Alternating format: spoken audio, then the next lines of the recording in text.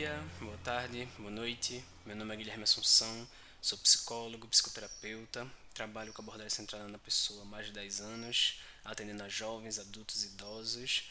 E uma outra parte do meu trabalho é destinada à temática das pessoas adultas que foram abusadas sexualmente na infância e adolescência. Hoje a gente está no terceiro episódio do nosso podcast da Lama Luz e eu tenho uma novidadezinha para vocês. É que eu e o Marcelo a gente conseguiu se organizar e a gente vai estar agora lançando episódios do podcast semanalmente, sempre às terças-feiras pela manhã ali. Você já pode entrar lá e quiser botar para escutar de manhã cedo, eu já vou estar colocando para poder criar essa sistematicidade mesmo, poder estar compartilhando mais com vocês. Eu acho que vai ser um movimento interessante para poder dar uma movimentada melhor. Então é isso, episódios semanais, todas as terças-feiras pela manhã vão estar sendo lançados. E eu estou muito feliz com essa movimentação aqui. E no episódio de hoje eu quero iniciar uma conversa, uma troca com vocês sobre um aspecto que é a base de tudo que a gente vai estar conversando, que é sobre o muro do silêncio. Então, esse é um aspecto muito complexo, muito que existem várias facetas, várias singularidades e várias sutilezas que eu sinto que falar sobre isso num episódio só poderia ficar muito desgastante, assim, por ficar muito longo, ou eu teria que cortar muita coisa. Então, por isso eu quero fazer com mais calma, numa série de episódios aí, talvez uns 3 a 4, onde eu possa estar falando só sobre o Muro do Silêncio. E tenho soltado alguns textos nas redes, né, no Instagram principalmente, e algumas pessoas vêm me perguntar o que é esse muro do silêncio, como é, o que é desconstruir o muro do silêncio e tal. E aí eu sinto que é bom dar uma começar falando um pouco mais sobre isso, que aí dá pra gente puxar tantas outras coisas de falar ainda sobre a temática das pessoas adultas. Mas antes de entrar no tema propriamente dito, eu queria fazer um alerta de gatilho para que você que está me escutando agora saiba que esse episódio, como os outros, fala de um tema que é denso, um tema que é profundo, um tema que pode tocar em algumas feridas, que pode ser incômodo porque fala sobre situações muito difíceis. Então, assim, é importante que você acesse o conteúdo que está sendo dito aqui, mas que você esteja atento ou atenta a ver qual o impacto ou o que é que está sendo remexido dentro de você para você continuar escutando de alguma forma, se por acaso alguma coisa mexer com você além do que você está conseguindo dar conta nesse momento, é importante você ter o cuidado de procurar uma ajuda e tal, porque é isso, trabalhar com abuso sexual é encontrar um equilíbrio entre o reconhecimento da importância de se falar sobre essa temática e ao mesmo tempo o cuidado para que esse acesso não tenha que ser mais sofrido do que já é. Então é bom você cuidar também de como você tá ao estar escutando o episódio da gente. E aí, pessoal, eu vou estar dividindo essa fala, né, sobre o Muro do Silêncio em algumas partes para poder trabalhar cada uma delas de maneira mais profunda. Então, nos próximos episódios eu vou tentar trabalhar didaticamente sobre as várias camadas do Muro do Silêncio que eu tenho proposto para a gente compreender ele. Mas hoje eu queria trazer alguns aspectos que eu considero mais gerais, como dando uma introduzida nesse tema, nessa dimensão do Muro do Silêncio, para a gente ir compreendendo aos poucos o quanto ele é presente, o quanto ele é forte, o quanto, apesar de invisível, ele aprisiona tantas pessoas, né, por trás dos seus muros, sabe? E então hoje eu quero falar um pouco mais desses aspectos mais gerais. E logicamente que um tema se mistura com outro, volto a dizer, tentando separar didaticamente coisas que muitas vezes não se misturam. Mas é assim, eu tava fazendo alerta de gatilho agora há pouco, né? E quando eu faço alerta de gatilho, eu já vou trazendo, já estou de alguma forma trazendo o primeiro ponto que eu queria compartilhar com você. Que é assim, eu tenho proposto, já era o objetivo do Revelando C e é o objetivo desse podcast e da minha página, eu tenho proposto a desconstrução desse muro do silêncio, né? E por que eu falo em desconstrução? Existem outras formas de falar sobre isso, né? Existem algumas outras expressões que parecem sugerir o mesmo ato, a mesma ação, a mesma convocação, né? Que é quebrar o muro do silêncio, derrubar o muro do silêncio, romper com o muro do silêncio, enfim. Existem outras expressões que parecem fazer o mesmo convite para a sociedade, para as pessoas de maneira geral. Mas por que eu falo em desconstruir, né? Eu acho que eu vim chegando nessa, nessa palavra tanto por conta do meu próprio processo, que de fato foi uma desconstrução que foi acontecendo aos poucos, e aí eu vou compartilhando um pouco mais com vocês depois. Mas também por tá conversando muito com pessoas adultas que passaram por essa situação na infância e adolescência. E aí, pra mim, qual é uma diferença que eu acho que acontece, que isso, pelo menos os termos podem sugerir? Não é que seja a intenção de quem fala que seja sugerir isso que eu vou falar, mas pode sugerir essa intenção. Tipo assim, quando eu escuto quebrar, romper, derrubar, destruir, é, eu trago muito a imagem de, sei lá, imaginar uma situação de uma criança ou adolescente que está passando por uma situação de violência naquele momento presente e que é importante que se tome algum tipo de ação para que aquela violência interrompa, que aquele ciclo, né? A gente sabe que muitas situações de violência ela acontecem em formas de ciclos que se repetem, né? Então, ao lidar com a questão da violência sexual com criança e adolescente, me parece que se evoca um lugar de uma urgência de que temos que fazer alguma coisa para ontem. Então esse silêncio tem que ser rompido de alguma forma. Então, seja intervindo, seja encaminhando para o profissional, seja através da denúncia, seja através de várias situações que podem acontecer. Então, para mim, quando eu penso nesses termos mais rápidos, como quebrar, destruir, romper, é, enfim, derrubar, né?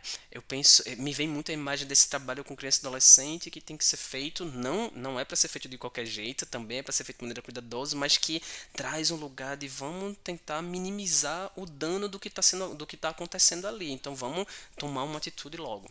Então aquela dinâmica silenciosa, aquele segredo e aquele silêncio que muitas vezes se estabelece numa família tem que ser rompido de alguma forma. Então, essa é uma imagem que me vem na cabeça quando eu escuto esses termos. Só que eu estou trabalhando muito com pessoas adultas que foram abusadas sexualmente na infância e adolescência, né? E quando eu penso nisso, é preciso levar em consideração que essas pessoas adultas elas já convivem com aquele aspecto traumático há muito tempo. Muitas vezes 10, 15, 20, 30 anos. Recebi um feedback de uma pessoa recentemente que eu acho que ela estava perto dos seus 50, 55 anos, eu não sei ao certo, mas ela trouxe a situação da infância dela e eu falei, caramba, quanto tempo essa pessoa convive com isso, né? E essa pessoa trouxe uma imagem que é comum escutar nos relatos, que é como se fosse um fantasma que persegue, né? E eu falei, caraca, é, essa pessoa já está sendo perseguida por esse fantasma já faz muito tempo. Então, assim, essa dimensão do tempo, que é um outro ponto que eu vou falar daqui a pouco, de que é um aspecto mais geral também, essa dimensão do tempo me faz pensar que é importante encontrar uma forma mais cuidadosa de propor às pessoas adultas a entrar em contato com os seus silêncios, com os seus segredos. Por quê? Porque essa pessoa ela já convive há muito tempo com isso e ela pode ter, de alguma forma, aquela ferida pode estar tão delicada dentro dela, tão sensível dentro dela, que ao mesmo tempo que se tem essa urgência de que ela talvez tenha que olhar para isso, que ela tenha que de alguma forma sair do isolamento, do segredo, essa saída desse silêncio não se dá de maneira tão simples. Então, eu já atendi pessoas que elas chegaram, seja no consultório, seja numa interação mais social, assim, de amigos e tal.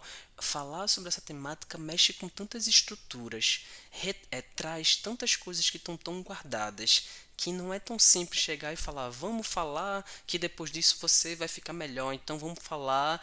Não é que os outros verbos surgiram isso, mas uma pessoa adulta que já está carregando aquele silêncio há tanto tempo, quando ela se depara com algumas palavras como quebre o muro do silêncio, rompa com silêncio e tal, ela pode se sentir convidada a dizer assim, ah não, então eu tenho que fazer isso, eu tenho que fazer isso para ontem. E eu acho que esse acesso tem que ser feito, só que de maneira cuidadosa. Então, o desconstruir para mim traz uma ideia de que, eita, existe um grande muro do silêncio, a pessoa adulta está convivendo com ele há muito tempo, então ela está totalmente enredada, muitas vezes por esse muro, e aí se eu vou tentar quebrar esse muro de maneira muito forte, esse muro já está muito misturado com outras áreas da minha vida, com minhas relações familiares, com mecanismos de defesa que eu usei ao longo da minha vida para poder sobreviver, e parte desses mecanismos de defesa diz respeito a congelar emoções, a me dissociar, a poder encontrar outros tipos de padrões de comportamentos, e muitas vezes chegar e falar, olha, vamos falar sobre isso, por mais que aquele assunto seja presente na minha vida através, vou usar termos que a Ediane Ribeiro tem trazido, apesar de aquela situação, aquele abuso esteja presente na minha vida através das minhas respostas traumáticas, muitas vezes olhar para ele, encarar ele pode ser muito desestruturante. Uma vez eu tive contato com uma pessoa que ela reconheceu num grupo que ela foi abusada sexualmente, ela já sabia, já era um trabalho que ela fazia dela consigo, ela já estava em acompanhamento terapêutico, mas ela participou de um grupo de autoconhecimento onde eu estava facilitando junto com outra profissional, e aí ela reconheceu no grupo que isso tinha acontecido. E ela falou num grupo para mais pessoas. No dia seguinte, essa pessoa ela entrou num processo muito difícil, porque ela começou a trazer um medo de que o fato de ela ter falado ali no grupo ia fazer com que as pessoas da família dela soubessem.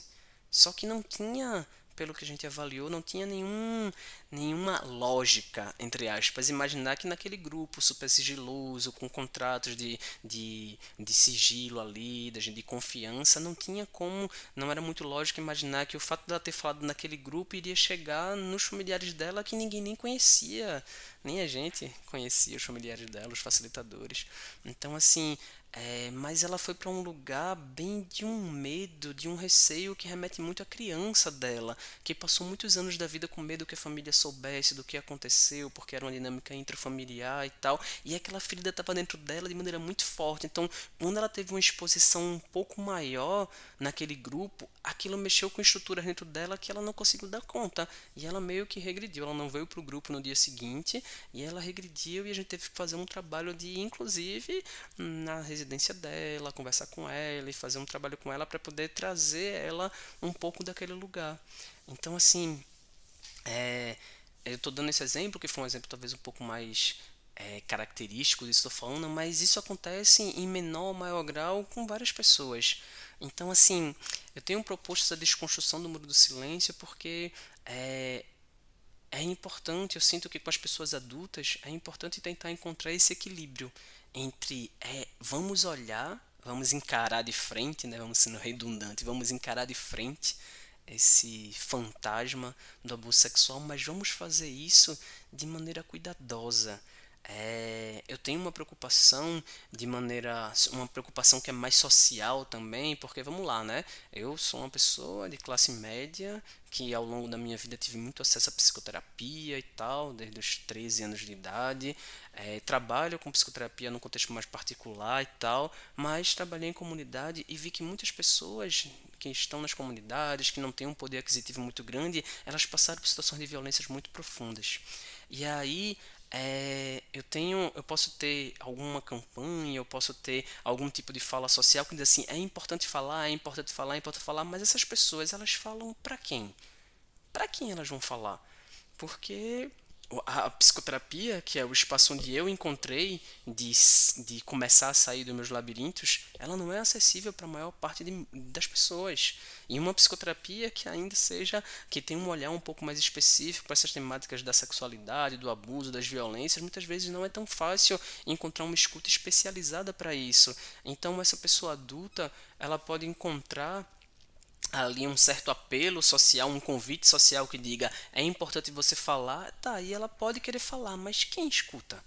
Quem escuta essa pessoa? Quem talvez possa dar conta de o que é que vai ser evocado dentro dela, qual vai ser a reverberação que ela vai começar a sentir depois que ela reconhecer para si mesma que ela foi abusada sexualmente. Então, esse ponto para mim é algo muito significativo. Pode ser, eu não sou o dono da verdade, enfim.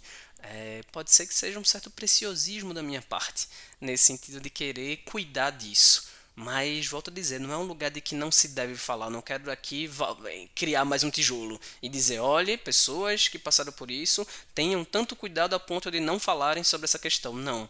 É que a gente, enquanto sociedade, a gente não somente estimule que as pessoas falem, mas que a gente pense também quais são as condições que a gente está dando para as pessoas adultas de elas poderem trabalhar esses traumas. Porque falar por falar pode ser que não resolva, pode ser que não ajude, pode ser inclusive que retraumatize, outro termo da Ediane Ribeiro, pode ser que retraumatize, pode ser que coloque a pessoa no lugar de entrar em contato com uma experiência onde ela não está conseguindo ter suporte para poder lidar com ela de maneira diferente da qual ela lidou quando ela era criança e adolescente. Não é porque ela é adulta somente que ela está em plenas condições de lidar com aquele trauma. Não, não é tão simples assim.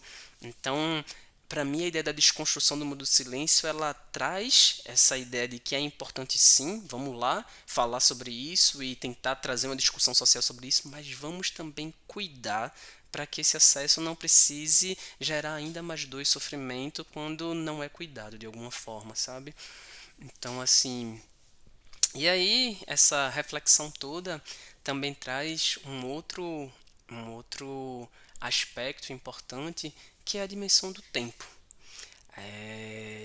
Tô falando, né? Lá com as crianças pode ser uma coisa mais assim, com os adultos talvez tenham outras dinâmicas que a gente precisa estar observando e tal. E aí tem a dimensão do tempo. Eu estava conversando com uma amiga e comecei a criar um pouco essa imagem, né? Eu gosto de trabalhar muito com imagem, acho que vocês devem estar percebendo, né?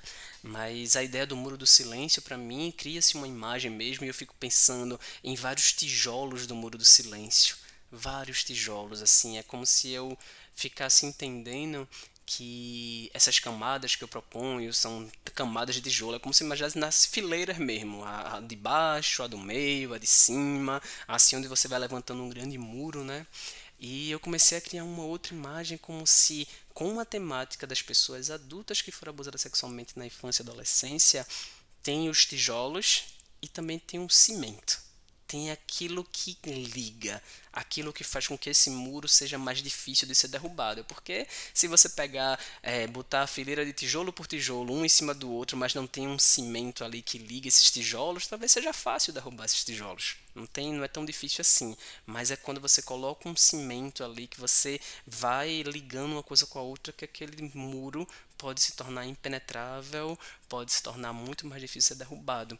E eu tenho sugerido nessa imagem, pode ser que isso mude depois de algum tempo, mas eu tenho sugerido que o tempo é um cimento. Não sei se tem outros, mas o tempo é um cimento que liga muito desses tijolos. Por quê? Quando eu falar das camadas lá, talvez fique até um pouco mais claro. Mas por quê, né? Porque a dimensão do tempo, ela traz quase que uma falta de legitimidade para a gente poder olhar para as situações de violência que as pessoas adultas passaram. Então vamos lá, eu acabei de falar do exemplo, né? Imagina uma criança e um adolescente que está sendo abusada sexualmente agora, no momento presente, ou na semana passada, ou no mês passado, enfim. Imagina que alguma situação ou está acontecendo ou aconteceu muito recente. Quem tem acesso a essa informação, a não ser que esteja envolvida psicologicamente, emocionalmente nesse sentido, e pode ser que não tenha uma resposta muito, não consiga dar uma resposta muito assertiva de cara, mas quando alguém que olha para a situação e sabe que tem uma situação de violência acontecendo com a criança e adolescente agora, isso é como se isso evocasse quase que naturalmente uma ideia de que vamos fazer alguma coisa tem que ser feito. Alguma coisa tem que ser feito para proteger a criança, alguma coisa tem que ser feito para poder minimizar os danos com a criança e adolescente, alguma coisa tem que ser feito para poder responsabilizar o abusador, a abusadora, então ela tem que pagar pelo crime e tal, então tem que avisar o pai e a mãe, ou seja, pode gerar uma série de urgências que tragam um apelo para dizer assim, vamos fazer alguma coisa com isso. Já pessoas adultas que foram abusadas sexualmente na infância e adolescência, esse apelo muitas vezes não existe. É como se, é como se o tempo trouxesse um lugar de pra quê? Pra que falar sobre isso? Para que? Qual vai ser o benefício? Qual vai ser o que é que se ganha ao olhar para uma ferida que aconteceu há tanto tempo? O que é que vai poder ser feito quando você vai falar sobre essa dor. E aí eu estou dizendo isso, isso podem ser perguntas tanto vindas de fora, ou seja, a sociedade pode fazer essa pergunta, familiares podem fazer essa pergunta, por isso que eu digo que é um cimento que vai juntar as camadas, né? As camadas lá dos próximos episódios. Mas isso também acaba sendo um questionamento que a própria pessoa que foi vítima, ela pode ter consigo mesma. Para que eu vou falar sobre isso? É como se fosse um lugar de eu carrego esse sofrimento há tanto tempo e nunca compartilhei com ninguém. Qual é o benefício? Por que é que falar sobre isso de alguma forma vai me trazer alguma coisa de boa, sabe? Alguma coisa de bom. Como é que isso funciona? Então, muitas vezes a pessoa passou a vida dela todinha tentando justamente não olhar para aquela experiência. E volto a dizer que muitas consequências podem ter acontecido na vida dela por essa maneira de lidar com o abuso. Mas a pessoa passou a vida todinha tentando se afastar. Aí depois de não sei quanto tempo, sei lá, 20, 30 anos, a pessoa chega escutando um podcast, chega numa terapia e talvez comece a ter uma imagem de que, eita, é importante falar sobre aquilo que ficou lá no passado. Mas eu não passei a vida toda tentando me afastar disso, por que agora eu vou olhar para essa questão? Para que eu vou olhar agora, vamos lá, para outras questões que o tempo traz, né? Para que eu vou olhar agora para um abuso se eu não posso nem mais responsabilizar criminalmente o abusador ou a abusadora? Porque, seja lá porque prescreveu, seja lá porque a pessoa já morreu, é como se eu não tem muito o que fazer com isso. Qual é o benefício direto que eu tenho ao olhar para essa dor? Então, ou ainda, outra questão da dimensão do tempo, né? Eu posso nem lembrar do que de fato aconteceu. Talvez, é um talvez, se algum tipo de violência aconteceu comigo ontem, na semana passada, no mês passado, no ano passado, há 5 anos, pode ser que eu ainda tenha eu tenha uma forma de resgatar de maneira mais vívida essa situação e possa trazê-la para a mesa e dizer assim, olha, isso aconteceu assim, assim, assim. Logicamente, tem pessoas adultas que passam por experiências traumáticas que elas também não conseguem dar conta disso, mas isso é um outro ponto. Mas é possível que aquela experiência esteja muito mais acessível para eu poder olhar para ela e ver o que é que eu posso fazer com ela.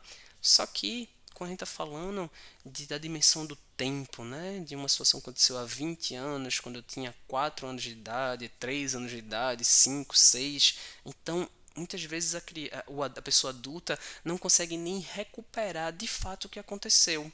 A Ediane, ela fala sobre isso nos cursos dela. Muitas vezes alguns traumas acontecem no momento em que a criança não está com um aparato neurofisiológico desenvolvido a ponto de ter uma memória declarativa, aquela memória que eu consigo de fato recordar em imagens o que aconteceu. Muitas vezes a pessoa não está nem com essa condição, mas ela passa por um evento. O evento, para se ter um evento traumático, não se tem que ter esse ponto.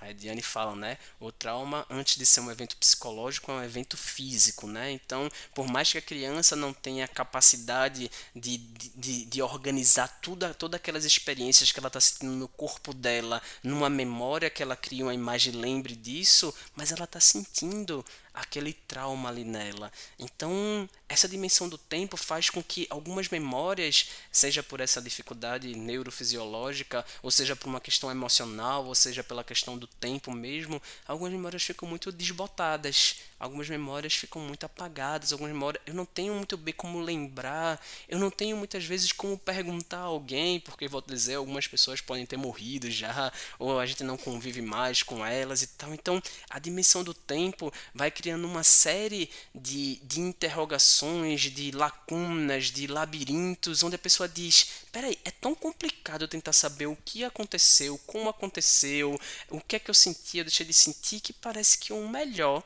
a fazer com essa lembrança, ou essa possível lembrança, é deixar ela guardada. É não entrar em contato com isso. E aí, mas vamos lá, as pessoas elas têm, muitas delas, uma série de consequências que estão ligadas ao trauma do abuso ou outros traumas e tal, só que ela tem uma série de comportamentos que ela nem consegue compreender muito bem de como aquilo foi se criando na vida dela, porque, enfim, numa terapia a gente faz muito isso, mas eu posso ter vários comportamentos que eu nem entendo por que é que eu tenho eles, mas tenho. E aí eu tenho vários comportamentos que muitas vezes tiram o meu prazer na vida, tiram sentido, me limitam bastante, mas ao mesmo tempo eu não consigo ter uma consciência do quão é importante olhar para aqueles traumas do passado. E tem toda essa resistência de sofrimento, de perguntas, de lacunas. Então eu posso tentar ir seguindo a minha vida sem querer olhar para aquilo, mas é como, volto nova ideia do fantasma, aquilo sempre me alcança em alguma esquina, aquilo sempre me alcança em algum momento e tal. Então é como se isso pudesse ir gerando um cansaço e uma desesperança na vida, porque a pessoa acha que não tem solução. Ela nem consegue entender que é importante voltar lá atrás, porque não tem o que fazer com isso, mas ela também não consegue estar feliz a partir daquela história. Então isso vai gerando, e só que ela pode trazer o que achando que ela tá se culpando, ela pode começar a se culpar porque ela acha que ela tá errada. Aí pode vir algumas imagens da pessoa problemática, da pessoa que fica remoendo muito o passado, da pessoa que gosta de ficar sofrendo, da pessoa que não é produtiva, né, que não é focada no presente, não consegue perseguir os seus objetivos, ou sei lá, pode se criar tantas falas que são tão culpabilizantes e que não dão conta do que está acontecendo com a pessoa, que a pessoa pode estar que ela que está errada, que ela que está errada, que ela que está errada, e isso pode ser muito aprisionante. O tempo, ele muitas vezes, volto ao começo dessa fala, ele muitas vezes deslegitima que seja importante uma pessoa adulta olhar para sua situação traumática. Então, é como se não fizesse sentido. E aí aquele sofrimento pode ir seguindo durante muitos anos. Uma outra questão que eu estava pensando ainda em relação ao tempo, né? É, o próprio reconhecimento da violência, sabe? Tem uma. Quando eu for falar da camada sociocultural, tem uma questão que é bem forte, que é a gente falar do muro do silêncio enquanto uma dinâmica estrutural da sociedade, né? E o muro do silêncio ele vem ali bem junto de uma outra dinâmica estrutural da sociedade que é o machismo, né? E eu vou querer conversar sobre isso um pouco mais na frente, que pra mim é uma compreensão super importante. Mas só pensando daqui, né? Já que eu tô falando da dimensão do tempo, como o tempo vira esse cimento, eu fico pensando assim, atualmente no, nas redes sociais, nas dinâmicas das redes sociais, é possível identificar muito que, por exemplo, mulheres sofrem uma série de violências diariamente, perpetradas por homens. Hoje em dia, na era da informação, a gente tem esses registros ó, em vídeos, em áudios, em conversas, enfim, em gravações de toda parte. Então, assim, hoje em dia está muito mais visível a toda uma série de violências que as mulheres vivenciam no dia a dia. Mas, ainda assim, por estarmos numa sociedade patriarcal machista, a gente, enquanto sociedade, muitas vezes não reconhece essas violências. Não reconhece o quanto essas violências são importantes de serem problematizadas, responsabilizadas, criminalizadas e tal. Então, é muito fácil, dentro do sociedade machista, os homens serem perdoados, serem de alguma forma relativizados e, foi só uma coisa meio boba que o outro fez e tal. Então, não é uma coisa tão grave assim, tal, é tão comum, todo mundo faz e tal. Então, existe um relativismo que o machismo faz que não reconhece a violência nos corpos de tantas mulheres, mesmo com tantas coisas escancaradas. E aí eu tô dizendo assim, mulheres no momento presente sofrem violências que estão aí vistas a todo canto, mas ainda assim não são deslegitimadas.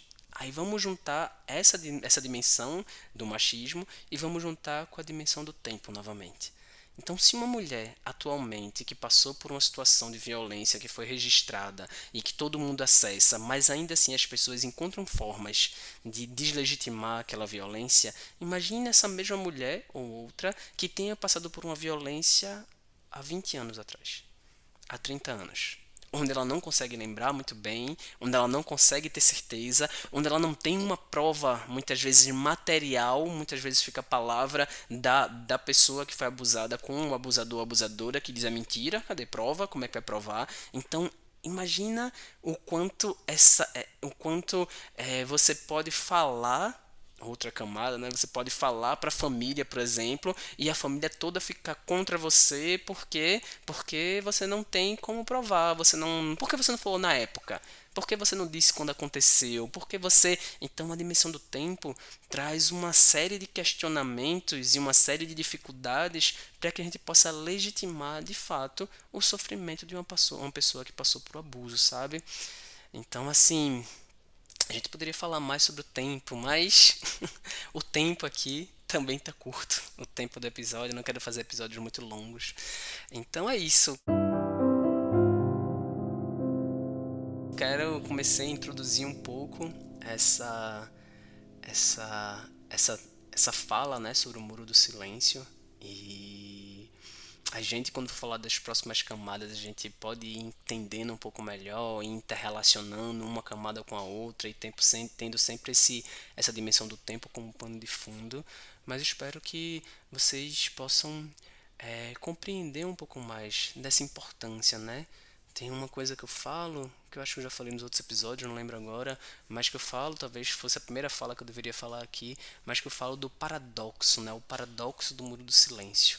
Se você não ouve falar muito sobre o Muro do Silêncio, é porque se você não ouve falar muito sobre o Muro do Silêncio, é porque ele está muito grande. Ele é muito grande. Então, assim, o efeito principal de um muro do silêncio é que se silencie sobre ele. Então, é esse paradoxo. Quanto maior for o muro, menos ele é visto, menos ele é falado, menos se compreende o que é que acontece nessa dinâmica. Então, assim, é importante que a gente possa começar a entender esse mudo senso como uma dinâmica mais estrutural para a gente ver que ele está condicionando as nossas várias relações, a relação com nossas crianças, as relações com a educação, a relação com as pessoas adultas. Então, as pessoas adultas elas passam por muitas coisas, mas a gente não tem uma abertura para falar mais sobre isso. Então, esse muro do silêncio está aí, pessoal, e a gente precisa reconhecer ele para poder realmente começar a ter uma abordagem um pouco mais compassiva, um pouco mais acolhedora, um pouco mais facilitadora para que as pessoas adultas que passaram por violência sexual, elas possam ter um lugar menos agressivo, um lugar menos espinhoso, um lugar menos ameaçador para que elas possam sair dos seus isolamentos, sair dos seus silêncios, sabe? Então é isso. Eu vou ficando por aqui nesse episódio. E eu quero falar para você que se você quiser conhecer um pouco mais sobre essa temática, você pode me seguir no Instagram, que é o guilhermeassuncal.psi, Assuncal de Assunção, né? Mas sem o cedilha e sem o tio. Então, guilhermeassuncal.psi. Ou você pode também entrar em contato aqui comigo no podcast através do e-mail dalanmaluz@gmail.com. É isso, pessoal. Eu quero agradecer novamente aqui ao querido Marcelo, que sempre tem dado esse apoio desde a época do Revão C e tá aqui comigo, a gente criando esse espaço para partilhar mais coisas com vocês e tal. Então, o Marcelo Sena tá sempre aqui nesse apoio. Eu agradeço ele que trabalhou com a vinheta, que faz as edições e tal. Então, muito bom ter você aqui com a gente, Marcelo. E é isso, pessoal. Até um próximo episódio.